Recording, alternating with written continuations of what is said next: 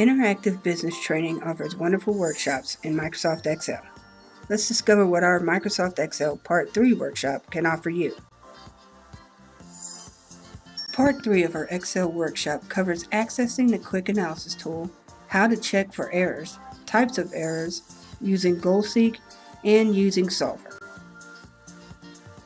We will learn how to access the Quick Analysis tool, how to check for errors, the different types of errors and what those errors mean,